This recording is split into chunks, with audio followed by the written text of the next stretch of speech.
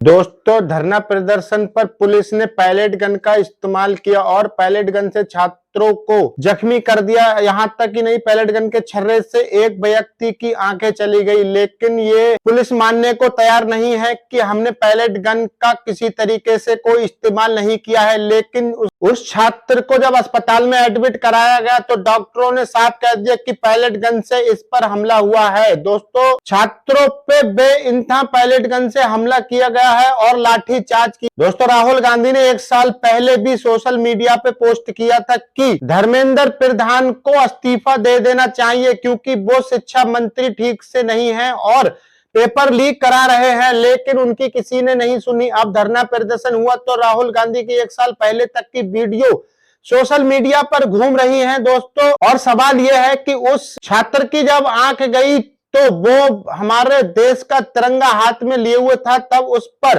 Pellet gun से हमला हुआ और उसकी आंख चली गई। दोस्तों, क्या ये भारतीय सरकार इस बात पर कोई एक्शन लेगी या धर्मेंद्र प्रधान को इस्तीफा दिला पाएगी? लेकिन हमें ऐसा नहीं लगता कि किसी भी तरीके से धर्मेंद्र प्रधान का इस्तीफा हो। लेकिन अगर धर्मेंद्र प्रधान का इस्तीफा होता तो अब से 1-1.5 महीने पहले से जंतर मंतर पर जो छात्रों ने धरना रख रखी है वो धरना अब पहले ही खत्म हो चुकी होती। दोस्तों, सोनम वांगचुक की भूख हड़ताल अब खत्म हो चुकी है। उनको अस्पताल में एडमिट कराया गया और उन्होंने अपनी भूख हड़ताल को खत्म कर दिया है। उन्होंने जूस पिया और जूस पीने के साथ कहा कि युवाओं के साथ ये बुरा हो रहा है, धर्मेंद्र प्रधान को इस्तीफा दे देना चाहिए। दोस्तों, पत्रकार काफी तरीके से बीजेपी पर सवाल उठा रहे हैं, तो बीजेपी को अब इस बारे में सोच लेना चाहिए। हमारे नरेंद्र मोदी जी इस केस में एक्टिव तो नजर आ रहे हैं, लेकिन किसी तरीके से धर्मेंद्र प्रधान को इस्तीफा देने की बात नहीं कर रहे हैं। दोस्तों, आज भी सरकार ने छात्रों से राब्ता किया, लेकिन किसी तरीके से कोई बात बनती हुई नजर नहीं आई। दोस्तों, मिडिल ईस्ट में अभी भी एक दूसरे देश पर हमले जारी हैं। अमेरिका और ईरान रुकने का नाम नहीं ले रहे हैं। दोस्तों, अरबी देशों पर ईरान डटकर हमले कर रहा है। अब अमेरिका अपनी नाक की लड़ाई लड़ रहा है, लेकिन अमेरिका इससे पहले झुक चुका है और अमेरिका को फिर झुकना होगा। ईरान की IRGC ने साफ लफ्जों में कह दिया है कि किसी भी तरीके से हम इस जंग को रोकने के लिए तैयार नहीं है। जब तक कि अमेरिका नाक के बल हमसे माफी नहीं मांग लेता तब तक हम